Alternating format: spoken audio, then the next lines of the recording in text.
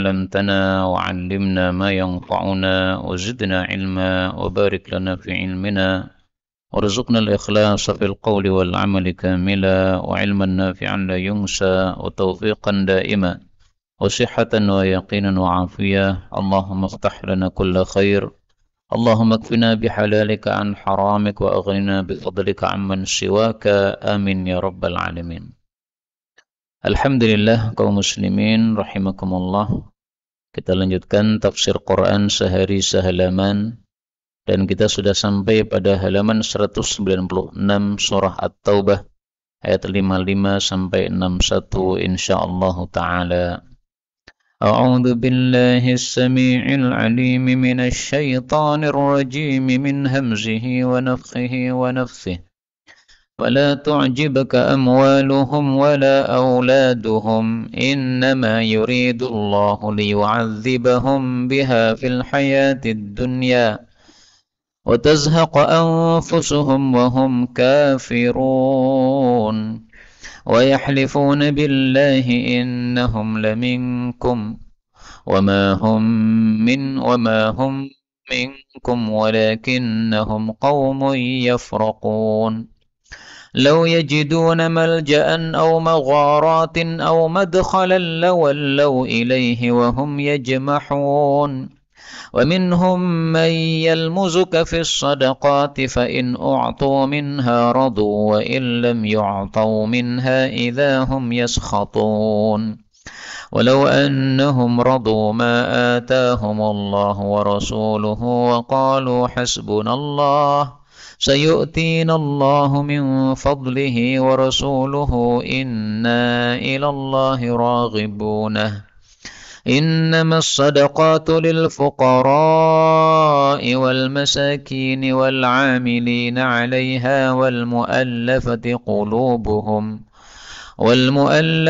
قلوبهم وفي الرقاب والغارمين وفي سبيل الله وابن السبيل فريضة من الله والله عليم حكيم ومنهم الذين يؤذون النبي ويقولون هو أذن قل أذن خير لكم يؤمن بالله ويؤمن للمؤمنين ورحمة للذين آمنوا منكم والذين يؤذون رسول الله لهم عذاب أليم. Alhamdulillah Rabbil Alamin. Allahumma rahamna bil Qur'ani amin. Kaum muslimin rahimani wa rahimakumullah. Pada ayat-ayat yang kita baca ini ada beberapa kata yang bisa dibaca dengan dua bacaan. Yang pertama, pada ayat 57, muddakhalan ini boleh dibaca dengan ringan tanpa tasydid, madkhalan. Kemudian pada ayat 58, yalmizu ini mimnya boleh disukun, yalmuzuka. Kemudian pada ayat yang ke-61, di sini ada an-nabiyya, boleh dibaca an-nabiyya. Kemudian huwa udhunun, ini zalnya boleh disukun ya.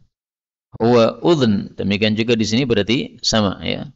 Kemudian rahmatun ini boleh dibaca rahmatin di kasrah, dan ini semua adalah qiraah mutawatirah yang sumbernya dari Sayyidina Rasulullah sallallahu alaihi wasallam. Maka semua ini bacaan yang benar, boleh dipakai dalam salat maupun di luar salat. Adapun tafsirnya secara ringkas, Allah katakan pada surah Taubah ayat 55, fala tu'jibka, maka janganlah menakjubkan engkau wahai Nabi, amwaluhum, harta-harta mereka orang-orang munafik, wala auladuhum, tidak pula anak-anak mereka orang munafik. Innama, sesungguhnya tiada lain, yuridullah, Allah menghendaki, liyu'adzibahum, untuk menyiksa mereka orang-orang munafik, biha, dengan harta-harta dan anak-anak tadi, fil hayatid dunya, dalam kehidupan dunia. Wa tazhaqa, dan binasalah, anfusuhum, diri-diri mereka, maksudnya mati, wahum, dalam keadaan mereka kafirun, kafir. Kaum muslimin rahimani wa rahimakumullah, ayat ini bicara tentang orang-orang munafik. Dari mana taunya? Dari sambungan ayat sebelumnya kemarin. Pada ayat sebelumnya sudah kita baca bahwasanya orang-orang munafik itu ciri-cirinya salah satunya la ya'tuna sholata illa wahum kusala. Kalau salat dalam keadaan malas. Nah, maka orang-orang munafik inilah yang dimaksud dalam ayat-ayat ini. Mereka salatnya malas, tetapi mereka banyak di antara mereka yang kaya-kaya. Nah, Rasulullah dipesani oleh Allah, jangan menakjubkan padamu, jangan heran engkau terhadap kekayaan mereka. Kenapa? Karena kekayaan mereka diberikan kepada Allah, bukan diberikan oleh Allah, bukan karena Allah ridho kepada mereka, tapi untuk istidraj, ngelulu mereka, supaya mereka tambah banyak maksiatnya, tambah banyak dosanya, sehingga nanti dihukum oleh Allah Subhanahu wa Ta'ala dengan hukuman yang lebih berat lagi bagi mereka. Maka yang dimaksud di sini adalah bahwasanya harta-harta yang diberikan kepada orang munafik itu seperti harta-harta yang diberikan kepada orang-orang kafir, yaitu dalam rangka istidraj kepada mereka, ngelulu mereka supaya mereka tambah banyak dosanya. Dan istidraj itu disebutkan pada surat Al-A'raf ayat 182. Allah mengatakan walladzina kadzdzabu biayatina, orang-orang yang mendustakan ayat-ayat kami, sanastadrijuhum min haitsu la ya'lamun, akan kami istidraj dari arah yang tidak mereka sadari. Jadi banyak maksiat tapi harta dilimpahkan oleh Allah. Rezeki dilimpahkan oleh Allah. Sehingga mereka tertipu dan terkecoh. Mereka mengatakan, kami ini sudah baik. Buktinya Allah lancarkan bisnis kami, lancarkan rezeki kami. Justru itulah dilancarkan oleh Allah supaya tambah maksiatnya, supaya nanti akan disiksa oleh Allah dengan siksaan yang lebih dahsyat. Adapun yang dimaksud di sini, Allah menghendaki untuk menyiksa mereka dengan harta tadi dalam kehidupan dunia. Apa maksudnya? Menyiksa dengan harta. Maksudnya adalah mereka mengeluarkan zakatnya secara terpaksa. Mereka orang munafik kan orang-orang yang menampakkan Islamnya kan. Nah, karena menampakkan Islam, otomatis didatangi oleh kaum muslimin untuk ditarik zakatnya. Kamu sudah termasuk yang wajib zakat, bayar zakatnya. Nah, mengeluarkan zakat itu tersiksa sekali mereka. Maka itulah yang dimaksud yu'adzibahum, disiksa oleh Allah. Disiksa-siksa hatinya. Nah, kalau orang beriman kan tidak begitu. Mereka mengeluarkan zakat dalam keadaan rela, sukarela betul-betul. Karena mereka tahu bahwa ini bukan hak kami. Ini adalah haknya orang-orang miskin yang dititipkan oleh Allah kepada kami. Sehingga kalau orang-orang miskin itu sudah berhak untuk mengambilnya, ya langsung dilepas dengan sukarela. Bahkan mungkin ditambahi lebih dari apa kewajibannya. Tapi kalau orang-orang munafik, maka mereka mengeluarkan dalam keadaan tersiksa. Dan dalam ayat ini disebutkan wahum kafirun, mereka mati dalam keadaan kafir. Ini dalil yang lain lagi yang menunjukkan bahwasanya orang munafik itu hakikatnya kafir. Dan kemarin sudah kita tampakkan beberapa dalil bahwa orang munafik itu hakikatnya adalah kafir. Nah, ini dalil yang menunjukkan hal tersebut juga. Allah katakan wahum kafirun, mati dalam keadaan kafir. Na'udzubillahi min syarri dzalik. Kemudian orang munafik itu juga wayahlifuna, mereka bersumpah billahi dengan nama Allah, innahum sesungguhnya mereka laminkum, sungguh termasuk kalian, yaitu orang-orang beriman. Allah jawab, wa mahum, dan tidaklah mereka munafik, minkum, dari kalangan kalian orang-orang beriman, walakinnahum, akan tetapi mereka orang-orang munafik, qaumun, suatu kaum, yafraqun, yang takut. Maksudnya takut menampakkan kekafiran mereka, sehingga pura-pura Islam.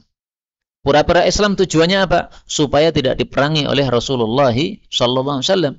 Karena Rasulullah kan memerangi orang-orang supaya masuk Islam. Nah, maka supaya mereka tidak diperangi Nabi, mereka tampakkan Islamnya. Rasulullah bermusuhan dengan orang-orang munafik ini, dimusuhi oleh orang-orang munafik ini sampai hampir akhir hayat beliau. Abdullah bin Ubay bin Salul, tokoh munafik itu yang ada di Madinah, itu kan matinya tahun 9 Hijriah. Jadi sudah Fathu Makkah, dia masih ada di Madinah, si munafik ini, ya masih mengganggu Rasul sallallahu alaihi wasallam. Karena itu kalau kita orang beriman mendapatkan gangguan dari orang lain, maka hendaklah kita sabar. Rasul saja tidak lepas dari gangguan orang sampai akhir hayat beliau. Beliau wafatnya gara-gara apa? Diracuni oleh orang-orang Yahudi kan? Salah satu sebabnya itu. Nah, maka beliau dapat gangguan dari munafik, beliau dapat gangguan dari orang-orang Yahudi. Maka kalau kita dapat gangguan dari orang lain, baik itu sesama muslim maupun orang kafir, maka hendaklah kita bersabar karena tidak ada orang hidup tanpa ujian, tanpa gangguan, tidak ada. Ya, semua itu pasti akan kita alami dalam kehidupan dunia ini. Kemudian Allah katakan lau yajidun, kalau mereka mendapati maljaan, tempat berlindung, au magharatin, atau gua-gua. Dari kata-kata ghar artinya gua, ya. Au madkhala, atau tempat masuk, sama juga muddakhalan, tempat masuk. Lawallau, sungguh mereka akan berpaling atau pergi ilaihi, kepada tempat masuk tadi, tempat sembunyi tadi. Wahum, dalam keadaan yajmahun, mereka bercepat-cepat. Ini maksudnya untuk menunjukkan dahsyatnya ketakutan mereka kepada kaum muslimin. Sampai-sampai digambarkan oleh Allah Subhanahu wa taala, kalau bisa nyingsep, maka mereka pasti akan nyungsep ke tempat yang tersembunyi, yang tidak diketahui oleh kaum muslimin. Karena mereka menyembunyikan kekafiran yang ada pada hati mereka. Tapi karena tidak bisa bersembunyi tadi, ya akhirnya pura-pura Islam, sehingga menampakkan diri sebagai seorang muslim, menampakkan sebagai orang yang ikut sholat juga. Tapi hatinya sebenarnya nggak ada Islam. Lah bedanya antara muslim dengan munafik bagaimana? Kalau orang muslim itu yakin besok ada hari kiamat, ada hari akhirat, ada surga, ada neraka. Sehingga amalnya ya sesuai dengan keyakinan tadi. Tapi kalau orang-orang munafik itu ragu-ragu, apa betul besok ada surga, apa betul besok ada neraka. Karena ragu-ragu, otomatis amalnya mengikuti keraguan-raguan tadi. Sehingga mereka sholat ya malas. Apalagi sholat subuh, sholat isya, yang tidak ada orang melihat. Zaman dulu kan masih gelap gulita. Nah, otomatis mereka apa? Sangat malas sekali untuk melakukan sholat yang tidak tampak oleh orang, karena fungsinya tidak mereka dapatkan. Tapi kalau sholat duhur mereka tampakkan diri, fungsinya mereka dapatkan, yaitu dianggap sebagai muslim, sehingga mereka tidak diperangi oleh Rasulullah sallallahu alaihi wasallam. Kemudian di sini tadi ada kata-kata magharat. Ini diambil dari kata-kata ghar, dan ghar itu kita temukan dalam Al-Quran, yaitu dalam kasus ketika Rasul sallallahu alaihi wasallam berhijrah dari Mekah ke Madinah bersama Sayyidina Abu Bakar As-Siddiq, disebutkan pada surat At-Taubah ayat 40.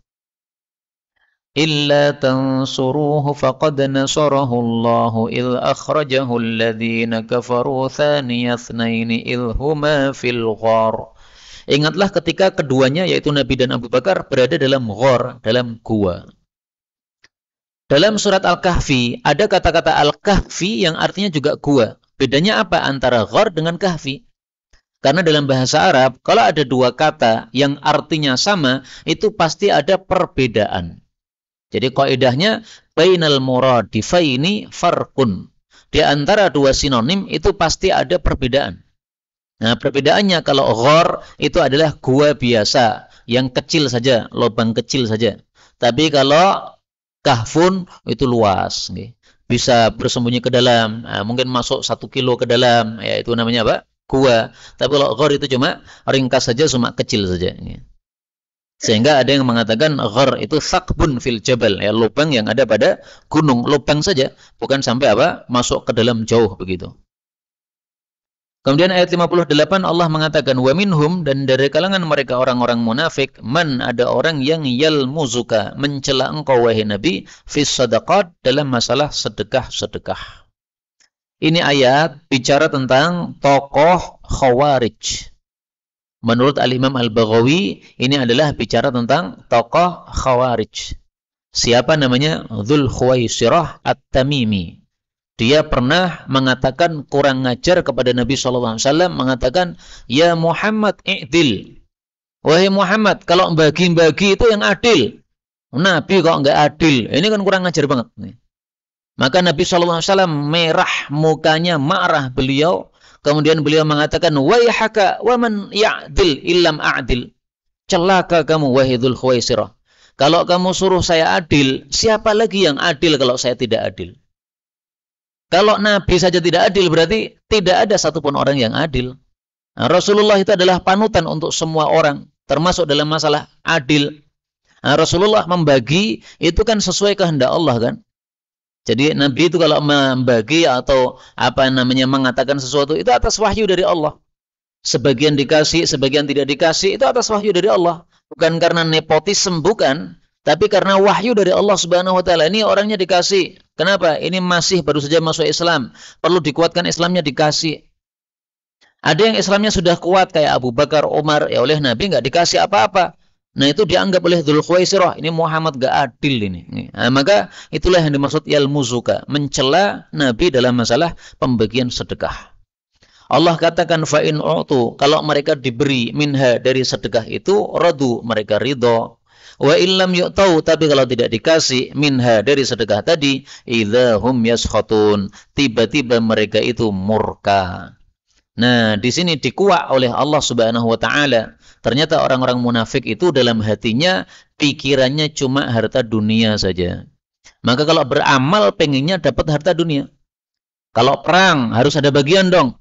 Kami sudah ikut perang kok kamu nggak ngasih kami. Wah, kamu itu nggak adil, wahai Muhammad. Nah, itu adalah menunjukkan bahwa mereka perangnya semata-mata untuk cari duit saja.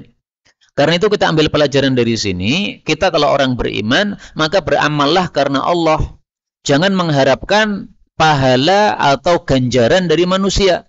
Kalau mengharapkan ganjaran dari manusia, apa bedanya dong dengan orang-orang munafik ini? Rasulullah Shallallahu Alaihi Wasallam bersabda bahwa nanti suatu saat akan ada orang-orang yang baca Quran tujuannya minta kepada manusia. Rasulullah Shallallahu Alaihi Wasallam bersabda, "Idza man qara'a al-Qur'an, barang siapa yang sudah membaca Al-Qur'an, falyas'alillaha bih, maka hendaklah dia minta kepada Allah dengan sebab bacaan Quran tadi. Fa innahu sayaji'u aqwamun, karena akan datang suatu kaum atau beberapa kaum, yaqra'una al-Qur'an, mereka membaca Quran, yas'aluna bihin nas, lalu meminta-minta kepada manusia dengan bacaan Qur'annya tadi. Dan itu sudah terjadi di masa dulu. Seorang sahabat Nabi sallallahu alaihi wasallam mendengar ada orang membaca Quran di depan majelis begini, selesai membaca Quran dia kemudian minta ngatung ini. Yang dengar-dengarkan nanti tadi silahkan ngisi kotak, atau kalau sekarang bawa kotak infak, silahkan di sini kotak infaknya.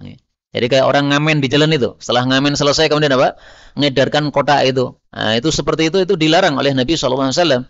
Kalau membaca Quran ya niatnya adalah untuk mendapatkan pahala dari Allah Subhanahu wa taala. Maka hadis ini bagus untuk kita tampilkan di sini sebagai penjelasan bahwasanya orang beriman harus berbeda dari orang-orang munafik yang tujuannya untuk mendapatkan harta dunia.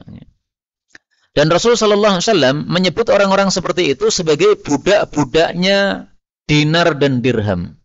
Beliau mengatakan ta'isa abdud dinar wa abdud dirham. Binasalah para budaknya dinar dan budaknya dirham. Wa abdul khamisah, dan budaknya selendang. Zaman dulu kain atau selendang kan masih mahal. Sehingga kalau enggak mengharapkan duit, mengharapkan selendang atau kain. In u'tiya radiya, kalau dikasih dinar dia ridha, wa illam yu'ta sakhita, kalau tidak dikasih dia murka. Ini hadis riwayat Bukhari sahih. Ini disebut orang-orang yang bukan hamba-hamba Allah, tapi hambanya dinar, karena beribadah tujuannya supaya dapat dinar. Kalau memang kita hamba Allah, ya berarti kita beramal semata-mata ingin mendapatkan pahala dari Allah Subhanahu wa taala.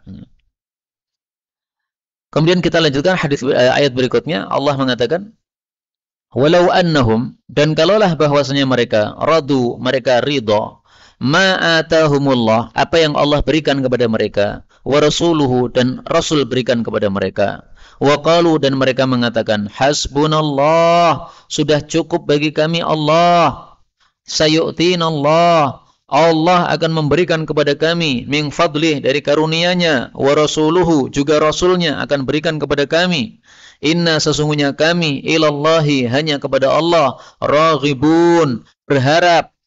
Maksudnya seandainya mereka mengatakan seperti itu, alangkah bagusnya hal itu. Tapi sayangnya mereka tidak mengatakan begitu. Tapi mereka malah mengatakan, adillah wahai Muhammad. Ini kurang ajar sekali. Mestinya ketika enggak dikasih oleh Nabi Muhammad SAW, mengatakan ini tadi, hasbunallah. Udah enggak dikasih duit oleh Nabi enggak apa-apa, cukup bagi kami pahala Allah. Memang kami perang ini tujuannya untuk dapat pahala Allah. Nabi enggak ngasih enggak apa-apa lah, alhamdulillah, yang penting sudah dapat pahala. Karena tujuannya sama sekali bukan untuk dapat ghanimah, Ghanimah hanya tambahan saja. Pahala itu yang inti. Dan dari ayat ini kita ambil pelajaran bahwa semestinya orang-orang yang beriman itu seperti ini. Inna ilallahi raghibun. Sesungguhnya kami hanya kepada Allah berharap. Ilallah hanya kepada Allah. Kenapa diartikan hanya? Karena susunnya dibalik. Raghibun ilallah. Dibalik menjadi ilallah raghibun. Susunan yang dibalik, takdim takhir namanya. Ini menunjukkan arti pengkhususan atau hanya. Hanya berharap sama Allah. Jadi jangan berharap kepada selain Allah Subhanahu wa taala. Kita beramal apapun, amal-amal ibadah mahdhah maupun ibadah muamalah, tujuannya adalah semata-mata karena Allah Subhanahu wa taala. Tapi tetap ya, tidak bisa kita mengubah hukum ya. Namanya para guru mengajar dalam rangka supaya dapat upah, itu boleh, memang diizinkan dalam Islam seperti itu. Tapi maksudnya amal-amal yang kita niatkan karena Allah Subhanahu wa taala hendaklah dimurnikan karena Allah Subhanahu wa taala. Jangan dibarengi dengan yang lain-lain yang menyebabkan nanti jadi pahalanya jadi gugur. Adapun kalau ada sesuatu yang diberikan kepada kita, itu tidak diharapkan, jangan diharapkan. Kenapa? Karena kalau diharapkan malah jadi tidak bagus. Rasulullah Shallallahu Alaihi Wasallam bersabda, ini sabda Nabi kepada Sayyidina Umar, "Idza ja'aka min hadzal mali syai'," wahai Umar, kalau ada harta datang kepada engkau, wa anta ghairu mustasyrif, kamu tidak berharap-harap, wala sa'il, kamu juga tidak minta, fakhudhu, silakan diambil, diterima. Jadi Sayyidina Umar ini kan ditugasi oleh Nabi, wahai Umar, kamu saya tugasi ke sana. Untuk apa ya Rasulullah? Kamu tarii zakatnya orang-orang Islam di sana. Baik ya Rasulullah, sami'na wa ata'na. Ikhlas karena Allah. Enggak mengharapkan apa-apa. Tapi setelah selesai dia menarik zakat, Rasulullah kemudian mengambil bagian, kemudian berikan kepada Sayyidina Umar. Nih, Sayyidina Umar, nih, bagian kamu. Karena kamu sebagai amil zakat, saya kasih. Maka Umar mengatakan, ya Rasulullah, saya enggak butuh. Berikan kepada yang butuh saja. Saya sudah cukup. Dan saya beramal sebagai amil zakat ini ikhlas karena Allah. Saya enggak mengharapkan sedikit pun dari uang zakat ini. Maka oleh Nabi ditegur, oh enggak gitu. Kalau harta datang kepada engkau padahal kamu tidak berharap-harap juga tidak meminta, silakan diambil. Kenapa? Karena kalau kita ambil, kita bisa ada kesempatan mendapatkan pahala dari harta tersebut. Misalnya, dengan harta tersebut kita bisa ikutan wakaf, bisa ikutan memberikan santunan kepada orang-orang yang yatim atau orang-orang janda misalnya. Kalau tidak mendapatkan, tidak menerima harta tersebut, kita nggak bisa ikut. Karena kita sendiri hidupnya pas-pasan atau cukupan, tidak sampai ada yang sisa.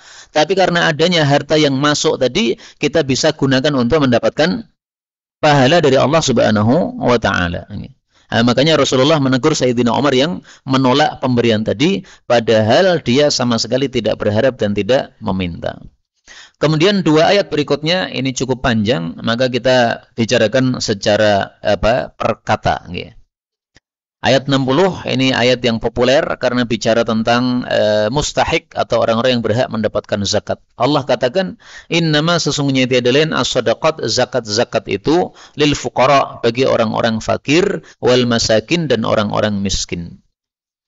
Ini bicara tentang asnaf, berapa macam orang-orang yang berhak mendapatkan zakat. Disebut oleh para ulama dengan istilah asnaf thamaniyah. 8 macam orang yang berhak mendapatkan zakat. Zakat apa yang dimaksud? Nah, di sini diperselisihkan. Kalau zakat mal jelas, zakat mal itu diberikan kepada 8 kelompok ini. Tetapi kalau zakat fitrah, nah di situ diperselisihkan oleh para ulama. Mazhab Syafi'i mengatakan zakat fitrah sama dengan zakat mal, yaitu diberikan kepada 8 macam ini. Sebagian ulama mengatakan bahwa zakat fitrah diberikan untuk orang-orang miskin saja. Selain orang miskin enggak dikasih. Fakir miskin saja, selain fakir miskin tidak dikasih. Kenapa? Karena Rasul sallallahu alaihi wasallam bersabda bahwasanya harta zakat fitrah itu adalah wa tu'matan lil masakin, sebagai makanan bagi orang-orang miskin. Berarti zakat fitrah hanya untuk orang-orang miskin. Tapi ringkasnya karena ini masalah khilafiyah, ya silahkan mengikuti pendapat ulama yang ada di tempat tersebut. Lil fuqara untuk orang-orang fakir, wal masakin dan untuk orang-orang miskin. Apa bedanya fakir dengan miskin? Diperselisihkan ulama. Ada yang mengatakan miskin itu lebih melarat, tapi yang lebih tepat adalah fakir itu yang lebih melarat. Buktinya di sini didahulukan oleh Allah lil fuqara. Orang miskin nomor 2, berarti fakir ini yang lebih melarat, sehingga dinomorsatukan oleh Allah Subhanahu wa taala. Dan masih banyak lagi dalil yang lain, tapi supaya tidak kepanjangan materi kita, maka ringkasnya yang lebih kuat adalah fakir ini yang lebih melarat. Nah, maka bedanya fakir dengan miskin, menurut Imam Baghawi, orang fakir adalah man la mala lahu wa la hirfata. Orang yang tidak punya harta dan tidak punya pekerjaan. Mungkin karena dia sakit sehingga tidak bisa bekerja, ya, seperti orang stroke kan nggak bisa kerja, atau dia diputus dari pekerjaannya, di PHK, sehingga tidak mendapatkan pekerjaan dan tidak punya harta. Kalau tidak bekerja tapi punya harta, bukan fakir namanya. Kemudian yang orang miskin adalah man lahu hirfah la takfih.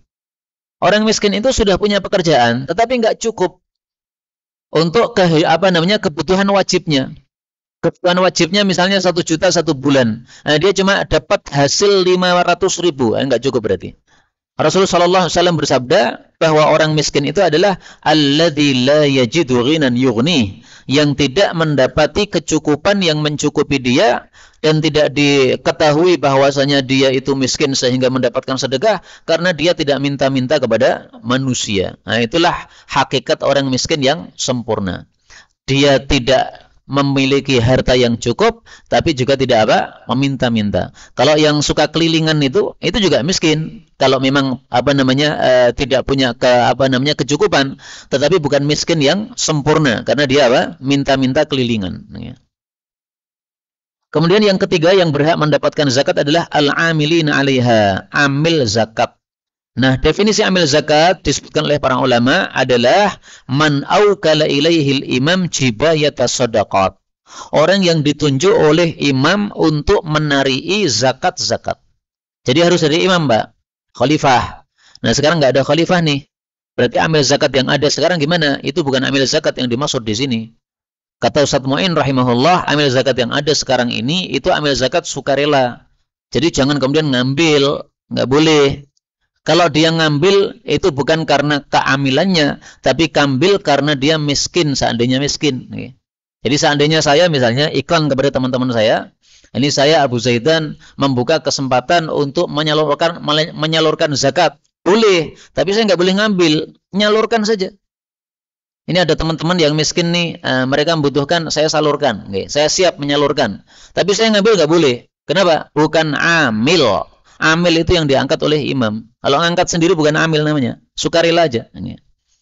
Kemudian yang keempat, wal mu'allafati qulubuhum, orang yang dilembutkan hatinya. Nah, ringkasnya yang dilembutkan hatinya itu ada 2 macam. Meskipun bisa banyak macam, tapi ringkasnya 2 macam. Yang pertama, orang yang baru saja masuk Islam, sehingga dia perlu penguatan. Orang baru saja masuk Islam biasanya kan belum kuat Islamnya. Apalagi banyak yang memusuhi. Saudara-saudaranya yang kafir memusuhi dia, sehingga dia disingkirkan dari keluarganya atau mungkin dipecat dari pekerjaannya. Butuh uang dia, maka dikasih uang dari zakat supaya lebih kuat, lebih mantap Islamnya. Ini yang pertama, mu'allaf. Yang kedua adalah orang yang belum masuk Islam tapi dikasih zakat supaya dia tertarik untuk masuk Islam. Ini tetangga di kampung kita, dia sudah akrab sama kaum muslimin. Dan dia di situ sendiri, kafirnya sendiri, bukan di komunitas orang-orang kafir. Sehingga kalau ditawari masuk Islam, insya Allah bisa. Diajak ke masjid, insya Allah mau. Nah, tapi supaya dia tertarik gimana? Kasih duit. Duitnya dari mana? Zakat, nggak ada masalah. Ini tetangga saya ini sebenarnya baik sama kita, ya. Tapi kalau diajak masuk Islam belum mau. Mungkin kalau dikasih duit, seperti sogok, ya, semacam sogok, dia baru mau masuk Islam. Nggak ada masalah. Ada seorang yang kafir dikasih oleh Nabi 100 onta. Dia masih benci sama Nabi. Dikasih lagi 100 onta, masih benci sama Nabi. Dikasih lagi 100 onta, sampai akhirnya dia mengatakan, luluh hati saya. Dikasih terus sama Muhammad nih. 100 masih benci, 100 masih benci, 100, 300 onta. Gimana nggak luluh? 300 onta mahal sekali itu, Pak. 1 onta saja berapa? Kalau unta yang mahal bisa 100 juta itu satu unta. Ya, maka dikasih terus oleh Nabi ini dalam rangka mu'allafati qulubuhum, dilembutkan hatinya supaya tertarik untuk masuk Islam. Berikutnya wafir riqab, untuk budak-budak. Yang dimaksud budak di sini adalah budak mukatab. Apa itu budak mukatab? Budak yang memerdekakan dirinya sendiri dengan cara membayar nilai harganya kepada majikannya. Pak majikan, saya pengen merdeka, harga saya berapa? Hargamu 100 juta. Baik, saya akan bekerja, kumpulkan duit 100 juta, nanti kalau sudah dapat saya bayar pada engkau.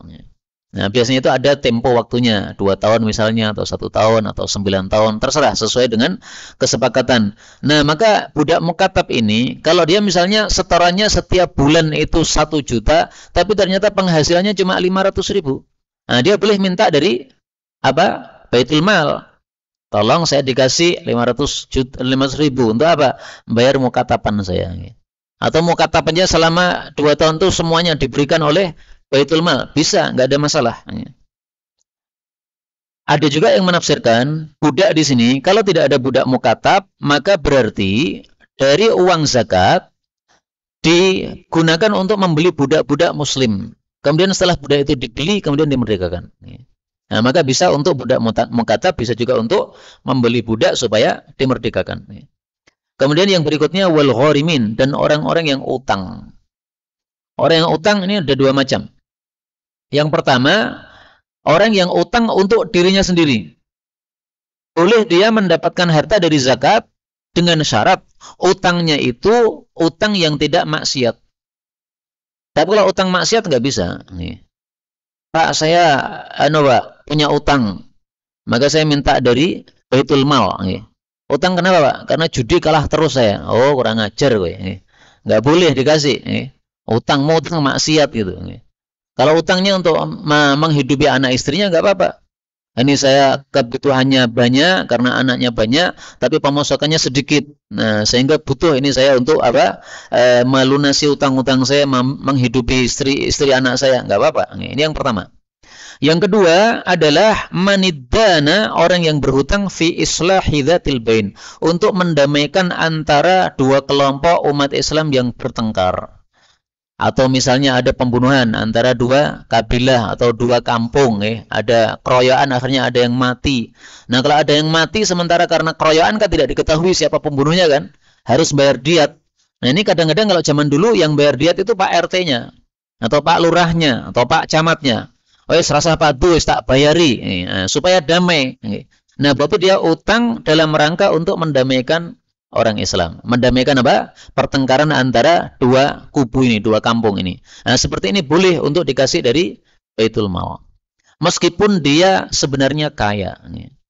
Dia kaya, tapi utang gara-gara membayar diat. Diat kan besar nilainya kan. Kalau dinilaikan miliar itu sekitar 1 atau 2 miliar. Dia orang kaya, penghasilannya mungkin sebulan 10 juta.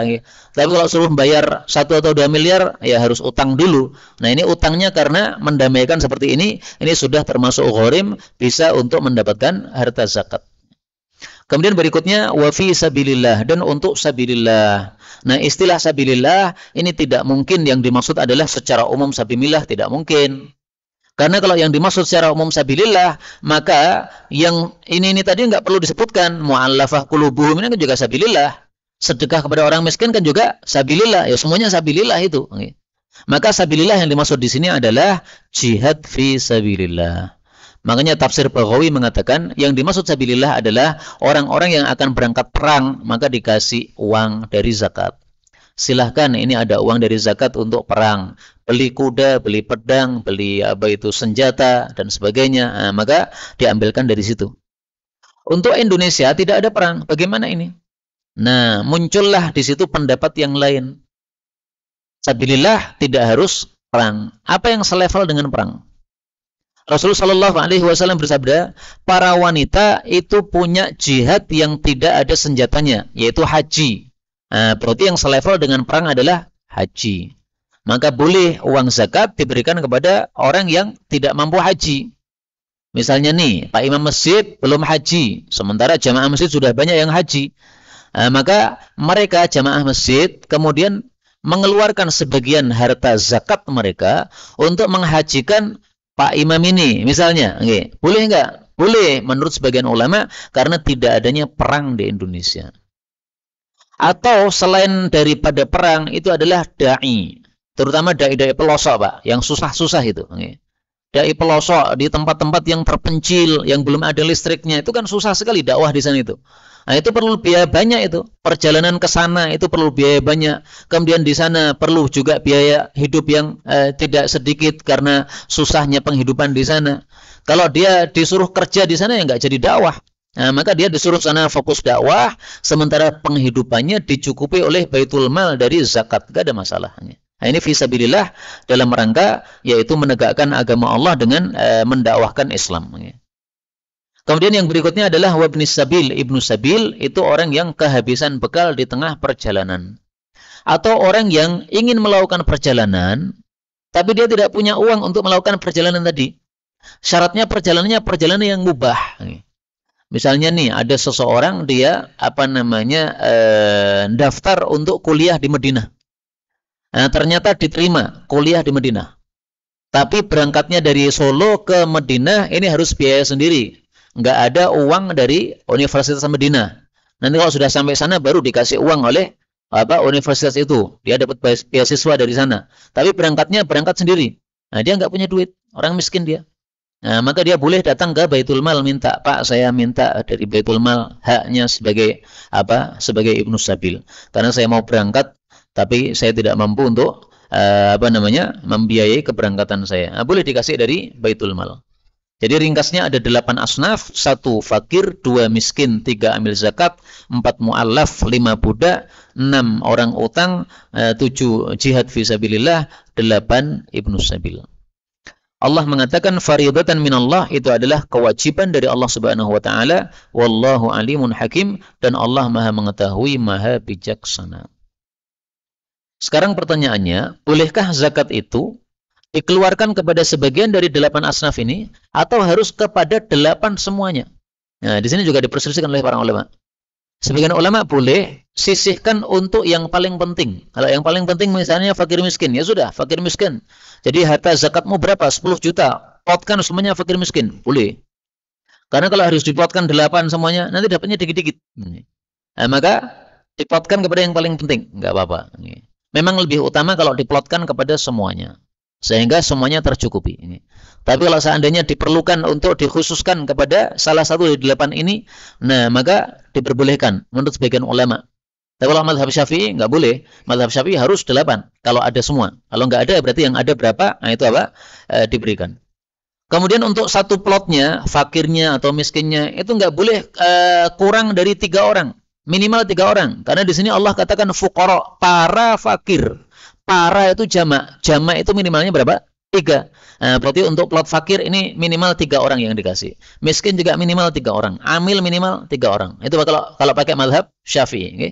Tapi kalau pakai mazhab yang lain maka tadi tidak harus 8 semuanya diberikan dan tidak harus setiapnya 3 orang 3 orang. Ayat terakhir. Wa minhum, dan dari mereka orang-orang munafik, alladzina, ada orang-orang yang yu'dzuna, mereka menyakiti atau mengganggu an-nabiyya, Nabi Muhammad sallallahu alaihi wasallam. Bagaimana mengganggunya itu? Wa yaquluna, mereka mengatakan huwa udhun. Muhammad itu tukang nguping. Udhun, tukang nguping. Maksudnya apa? Mendengarkan setiap pembicaraan yang disampaikan kepadanya dan menerima pembicaraan tadi, membenarkan pembicaraan tadi. Sehingga mereka menganggap bahwa Muhammad itu kalau dibisiki tentang kita itu langsung percaya, enggak mau tabayun dulu. Nah, ini berarti mencela Nabi Muhammad sallallahu alaihi wasallam. Padahal Allah katakan, qul, katakanlah, udhunu khairin. Nabi Muhammad itu mendengarkan yang baik-baik, lakum, untuk kalian. Yu'minu, dia itu beriman billah, kepada Allah, wa yu'minu, dan percaya lil mu'minin, kepada orang-orang beriman. Jadi informasi yang diterima oleh Nabi SAW informasi dari orang-orang beriman, orang-orang yang baik, yang jujur perkataannya. Tapi kalau informasi yang datang dari orang-orang jelek seperti kamu wahai para munafik, itu enggak diterima oleh Nabi Muhammad SAW. Ini tampaknya ada kaitannya dengan isu-isu seputar orang-orang munafik. Orang munafik kan dilaporkan kepada Nabi, ya Rasulullah, tadi ada tokoh munafik mengatakan begini begitu, ngomong yang kurang ajar tentang Nabi Muhammad sallallahu alaihi wasallam. Nah, maka Rasulullah kemudian bertanya kepada para munafik, apakah benar kalian tadi ngomongin saya begini begini? Ya, mereka tentu saja bersumpah, demi Allah kami nggak ngomong kayak begitu. Siapa yang ngomong kayak gitu? Nggak ada. Padahal betul-betul tadi ngomong. Nah, maka laporan-laporan yang disampaikan kepada Nabi tentang para munafik itu dianggap salah satunya oleh orang munafik ini, Nabi Muhammad itu huwa udhun, dia itu tukang menerima laporan, semua laporan dipercaya, nggak tabayun dulu. Nah, maka mereka mencela Nabi Muhammad dengan cara seperti itu adalah yu'dhun, mengganggu Nabi Muhammad sallallahu alaihi wasallam. Nah, Allah melarang kita untuk mengganggu Nabi Muhammad karena mengganggu Nabi itu berarti menyakiti Nabi Muhammad SAW, termasuk memurkakan Allah Subhanahu wa taala. Allah sebutkan di dalam surat Al-Ahzab ayat 69.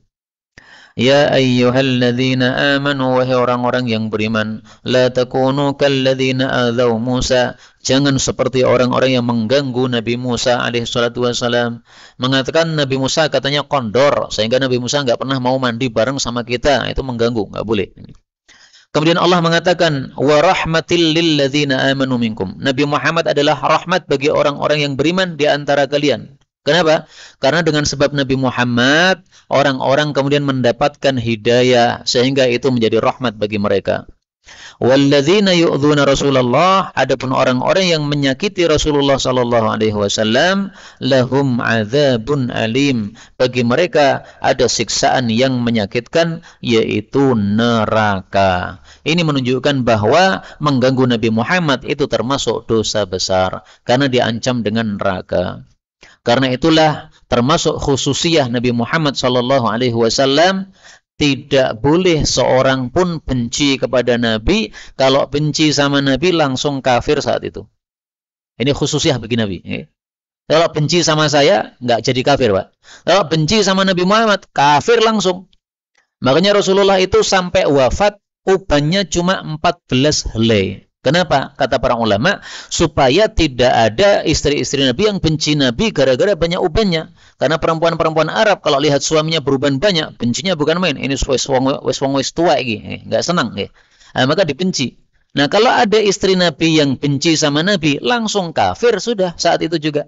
Maka Allah rahmat kepada istri-istri Nabi, dibuat rambutnya Nabi cuma 14 helai uban. Inilah yang dapat kita sampaikan, betul dari Allah Subhanahu wa taala. Kalaupun ada salahnya, fa astaghfirullahal azim li wa lakum, walhamdulillahirabbil